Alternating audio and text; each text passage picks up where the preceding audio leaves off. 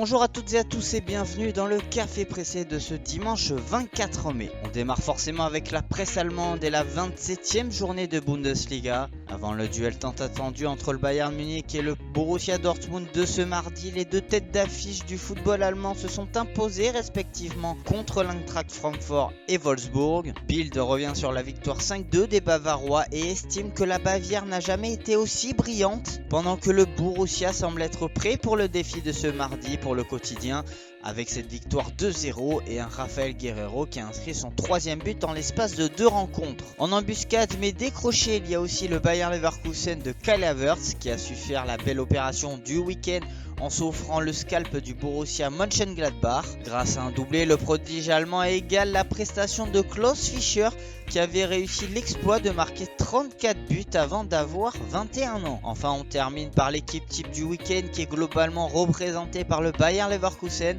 le Bayern Munich et le Borussia Dortmund. Seuls Ibišević, Boyata et Pavlenka sortent du lot. En Espagne, les différents médias ibériques sont unanimes et titrent sur le retour de la Liga Santander prévu la semaine du 8 juin prochain. En effet, le gouvernement espagnol a acté que Lionel Messi, Karim Benzema ou encore Lucas Ocampos pourront refouler la pelouse au début du mois prochain. La lumière verte pour le retour de la Liga grâce au dire de Pedro Sánchez, président du gouvernement espagnol, qui a expliqué que le football pourrait reprendre ses droits à partir du 8 juin. Pendant ce temps-là, le président de la Liga voudrait que le 12 juin la compétition puisse reprendre. Sur le même thème, le Mundo Deportivo explique que le football va enfin revenir. Même son de cloche pour Sport qui donne un petit coup d'œil avec la reprise qui donnera quelques parties intéressantes à l'image d'Atlético de Madrid, Sevilla, Betis, pendant que le Barça se déplacera à Majorque et le Real Madrid recevra Eibar. Le quotidien catalan explique que le Barça a toujours en tête de faire revenir Neymar. Le vestiaire et le staff technique auraient donné leur accord pour revoir l'ancien joueur de Santos porter la tunique Blaugrana. Sa venue pourrait se faire par le biais d'un échange avec Ousmane Dembélé. PSG apprécierait le profil de l'ancien joueur du Stade Rennais depuis l'été dernier, et ce qui pourrait faire pencher la balance est la présence de Thomas Tuchel qui l'a bien connu du côté du Borussia Dortmund.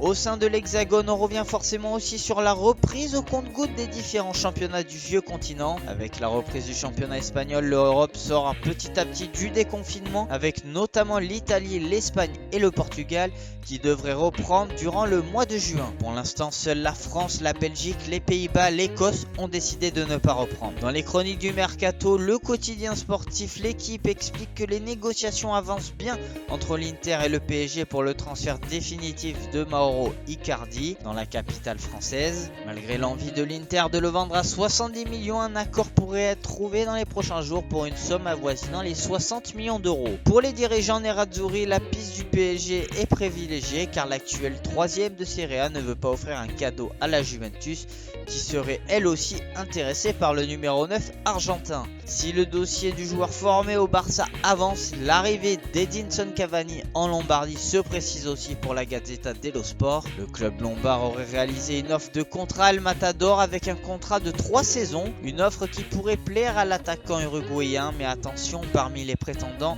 il faudra faire face à Newcastle qui voudrait se l'offrir en tête d'affiche de son nouveau projet en offrant un salaire plus mirobolant que celui du club italien. De son côté, le Corriere dello Sport ouvre sa une sur un entretien exclusif avec Arrigo Sacchi, ancien entraîneur du Milan, demande du courage pour l'Italie et il est même optimiste à ce que les stades rouvrent leurs portes pour les tifosi à partir du mois de septembre. Et pour terminer, Tuttosport nous dévoile quelques informations sur le possible échange avec le FC Barcelone pour Miralem Pjanic. Arthur serait finalement plus proche de quitter la Catalogne et de rejoindre le Piémont. Le jeune milieu de terrain de 23 ans s'entraînerait avec la réserve du Barça pendant que son coach aurait accepté de réaliser l'échange tant désiré par les dirigeants de la Juventus. Voilà, c'est tout pour ce café pressé du dimanche 24 mai. On se retrouve demain pour un nouveau numéro.